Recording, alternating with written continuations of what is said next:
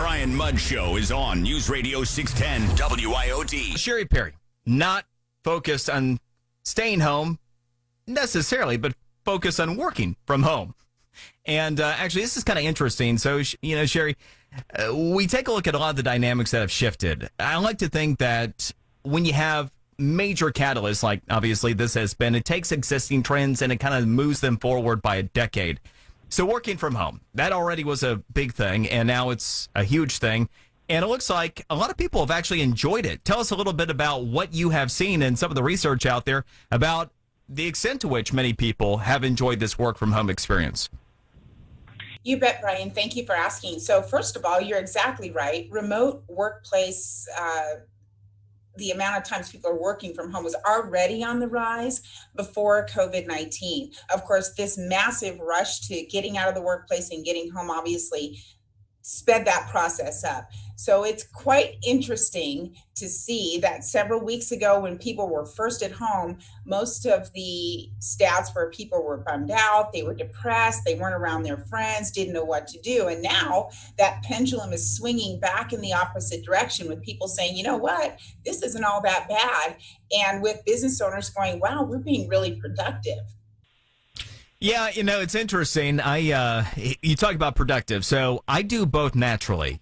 I come to the station and, obviously utilize the studio and do some other related tasks here. But when it comes to needing to be the most productive, focused on my content and the work for my shows, I have to be at home because I need to be free of distractions and free of the things that otherwise, hurt my productivity. Is that something that is beginning to show up in data, is that without workplace distractions, a lot of people that are able to work in that environment are more successful doing so? Absolutely. I think that there are a lot of people who find that without the distractions in the regular workplace, side chatter, phone calls, people popping by your space to say, hey, can I take a minute? Without those kinds of distractions, there's certainly an added opportunity for increased productivity. On the other hand, if you're the kind of person who gets a lot of energy from that space, or you've got a scenario where you're more productive in an office, working from home can kind of be a double-edged sword. So we've got people who are wired to work from home, and we have people who are not wired to work from home, right? Yeah, it's interesting. Personality's playing a role. How big of a dynamic is that, and how important is it to be aware of, whether you're set for success based upon what you end up being activated by? I think it's incredibly important. And I think it's important not only from an employer's perspective, but from an employee's perspective. So if you are the kind of person who is wired to work independently, you don't really need a lot of interaction, then working from home may be a really, really great fit. In fact, if you've got the phone ringing right now and a boss is saying, hey guys, it's about time to come back to work, and some of those phone calls are starting to happen, and you really like to work from home, you may want to go ahead and start making sure that you've got a plan to have a good conversation with your boss to say, listen, I really enjoy working from home. Here's why. Here's my productivity level. Can we work something out so that I can at least work more often from home than I did before COVID, if it's not possible for you to always work from home? On the other hand, if you're the kind of person that knows, man, working from home is kind of cool because I don't, maybe like some of the stats are saying, I don't have to dress a certain way. I can, basically make up my time, do whatever I want to do. But you find that you're not as productive as you could be. You've got to be honest with yourself and let your boss know this may not be the best fit for me.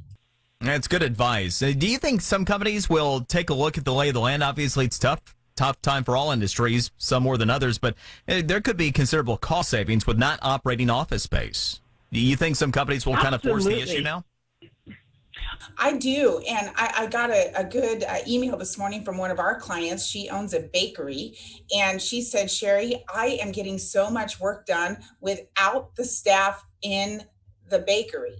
Think about it for a second. She actually had a little question mark that said, hey, new work dynamic, new work program.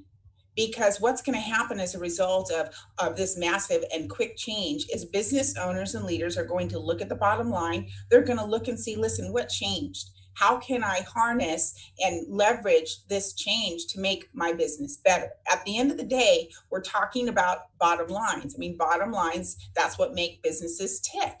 And so business owners have to take a realistic look at, hey, does remote workplace opportunity mean that I can structure, streamline, or make the processes that I deliver to my clients better than it did before? And in many cases, I think people are going to find out that it does. Her website is CheriPerry.com. That's CheriPerry.com. Cheri, thank you very much, and have a great weekend. Hey, my pleasure, Brian. Thank you. All right, now we are on standby for Governor Ron DeSantis.